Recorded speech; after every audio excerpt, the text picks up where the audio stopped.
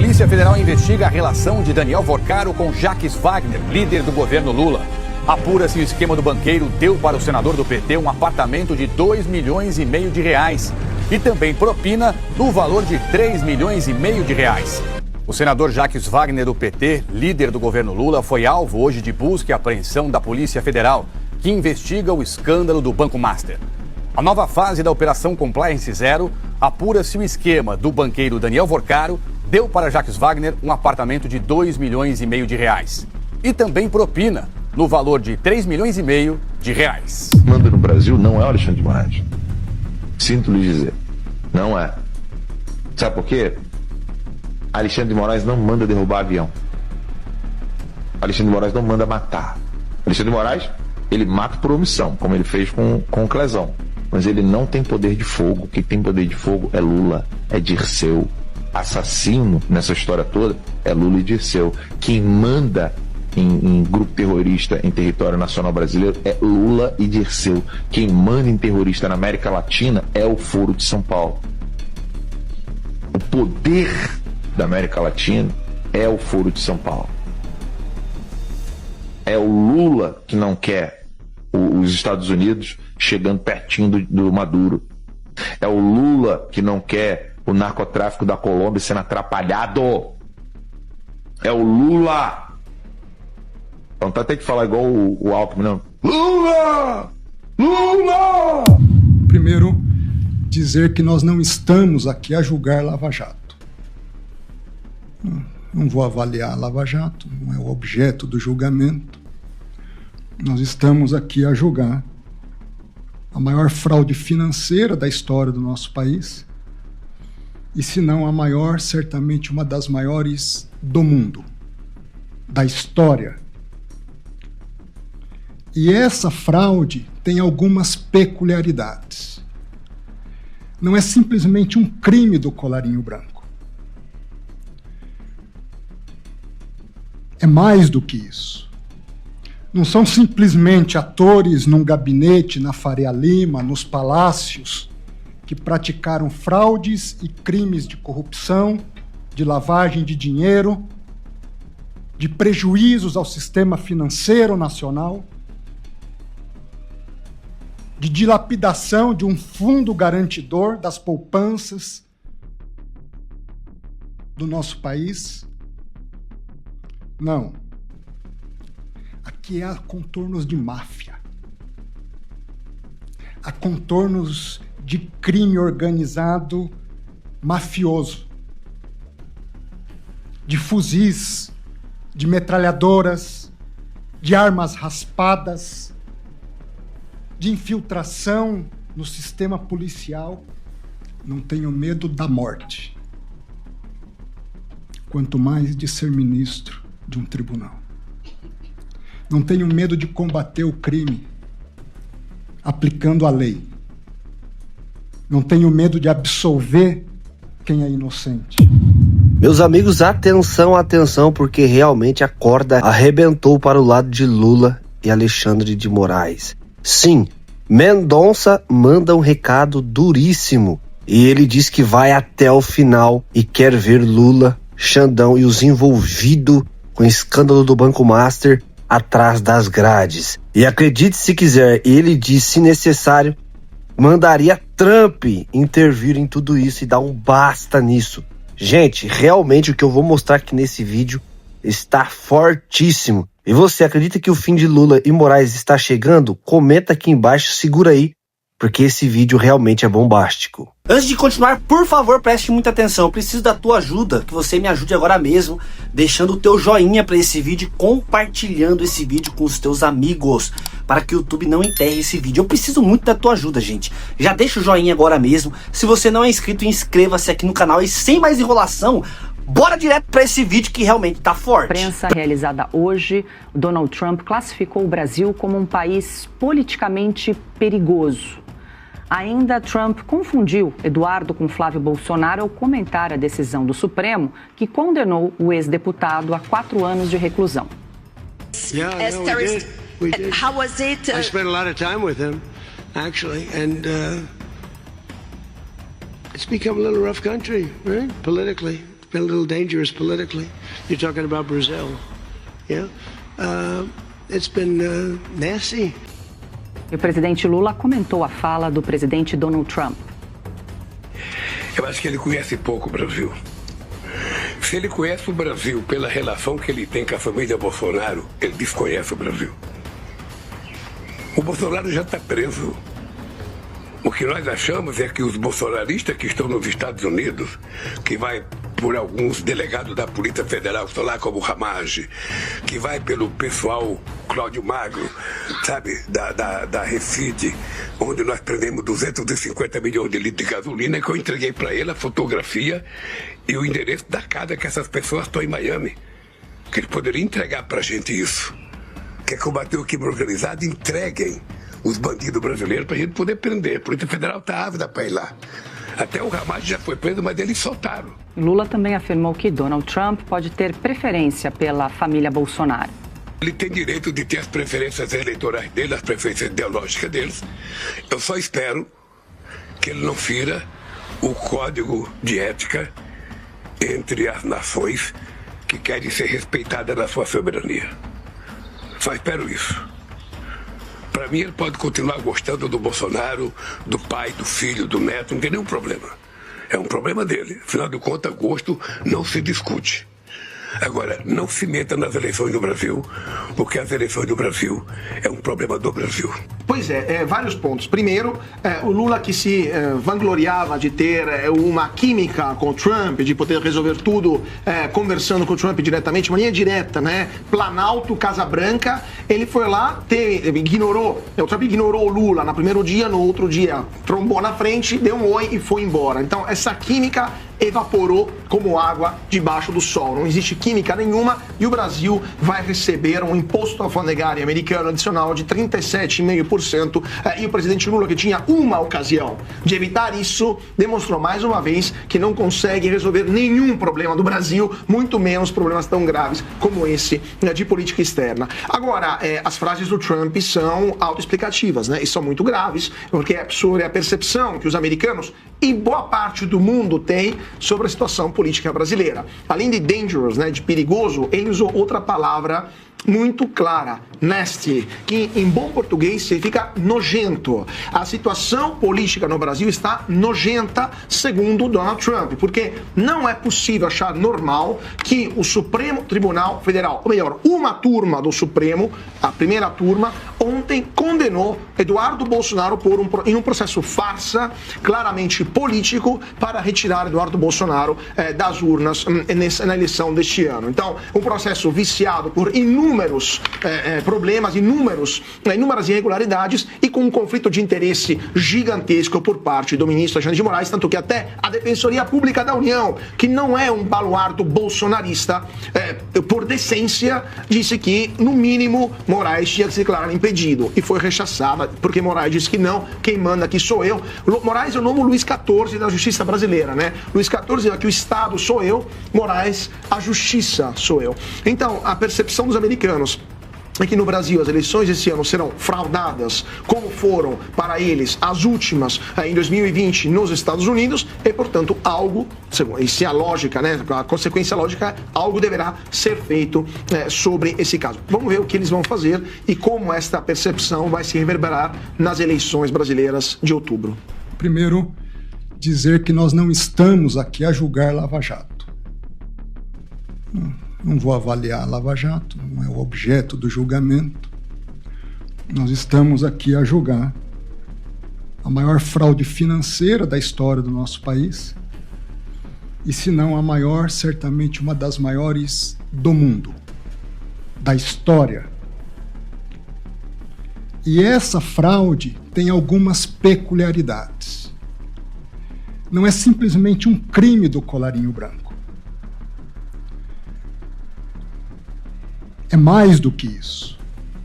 Não são simplesmente atores num gabinete na Faria Lima, nos palácios, que praticaram fraudes e crimes de corrupção, de lavagem de dinheiro, de prejuízos ao sistema financeiro nacional, de dilapidação de um fundo garantidor das poupanças, do nosso país? Não. Aqui há contornos de máfia. Há contornos de crime organizado mafioso. De fuzis, de metralhadoras, de armas raspadas, de infiltração no sistema policial. Por isso eu quero, de antemão, agradecer por esse julgamento presencial, que me permite pôr às claras algumas coisas que não estão tão claras, quiçá questões até ocultas. E é interessante porque eu me recordo de uma conversa, ministro Gilmar, com Vossa Excelência, assim que, para ser indicado para o Supremo. Vossa Excelência apontou que para ser ministro do Supremo é preciso ter coragem. E me lembro do que lhe respondi à ocasião. Não tenho medo da morte, quanto mais de ser ministro de um tribunal. Não tenho medo de combater o crime aplicando a lei. Não tenho medo de absolver quem é inocente. Não ajo por pressões de mídia e nem busco a mídia. Aliás, a mídia às vezes me critica porque, de certa forma, eu não sou tão acessível. Não tenho grupos de mídia. Não dou entrevistas. Não busco ser estrela. Sou um servidor público. E com muito orgulho sirvo à justiça há mais de 20 anos, há 25 anos na AGU e no Supremo. E minha única pretensão aqui é aplicar a lei. Vossa Excelência tem razão, não se prende para delação. Seria abjeto fazer isso. E eu não me presto a trabalhos abjetos. Se prende se está praticando crime, se está obstruindo a justiça, se está tentando ocultar provas, se há uma continuidade delitiva. Para isso se prende. Eu levei 4 anos no Supremo para decretar a primeira prisão. Não tenho prazer em prisão. Ao contrário, tenho pesar. É difícil decretar uma prisão. Para quem quer o bem do ser humano, para quem ainda acredita no ser humano, porque, de certa forma, é uma falência da humanidade em casos específicos. Mas esse caso se reveste de singularidades. E eu queria apontar algumas 5 singularidades. Antes de adentrar em questões específicas sobre possíveis vazamentos. Nos meus autos, todo vazamento é apurado. Já teve policial federal afastado por vazamento. Aliás, segundo me disseram, não sei se é verdade, caso inédito de apuração com resultado. Ao mesmo tempo, quando havia risco de vazamento na CPI, eu imediatamente mandei devolver o material para a Polícia Federal, para evitar vazamentos. Sobre transferências de presos, eu me lembro, foi um choque para todos nós, a morte do senhor Felipe Mourão, conhecido como Sicário. Me custou acreditar que fosse um suicídio.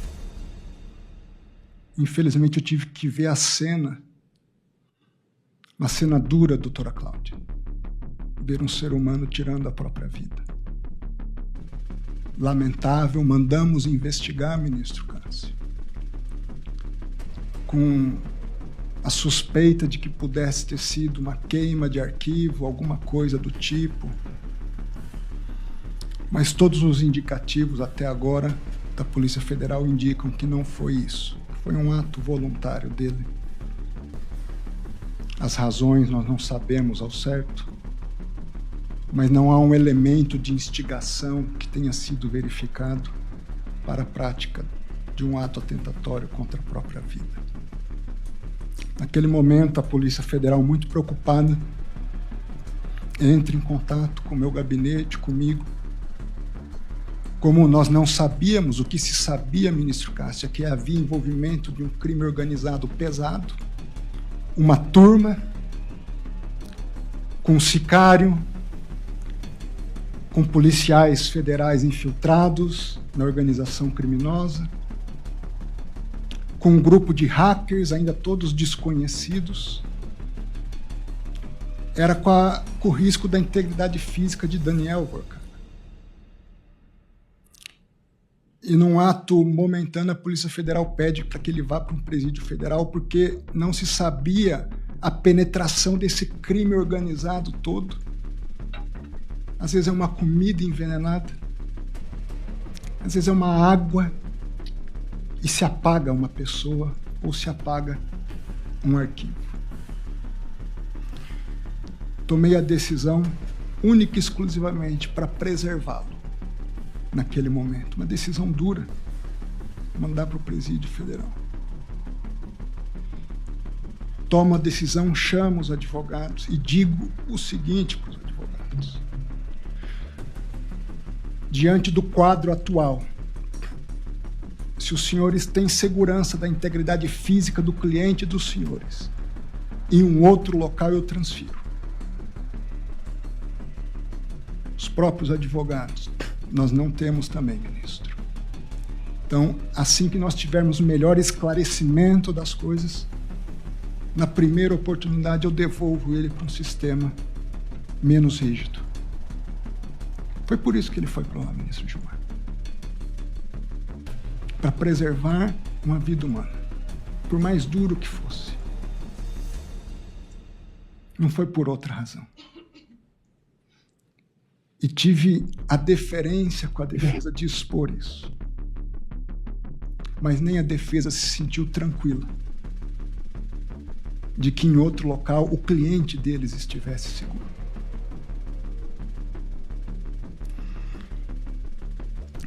Sobre os documentos que chegaram há pouco, estavam em outra PET.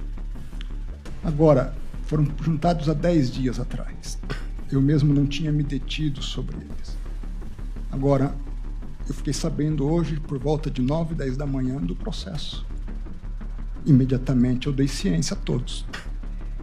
Não sabia. Essa foi a única e exclusiva razão. Agora, é verdade, nós votamos para a história. Quem é a turma? Página 5 da representação da Polícia Federal. Liderada por Daniel Vorkar, tinha um sicário, alguns policiais federais, nem todos descobertos ainda. Ainda se investiga outros policiais federais. Havia nessa turma empresários do jogo do bicho. Era uma mistura de milícia da Polícia Federal, dentro da Polícia Federal, com um crime organizado no Rio de Janeiro. Há uma série de figurinhas desconhecidas aqui. Eu não sei. Talvez seja muito simples hoje acabar com a investigação.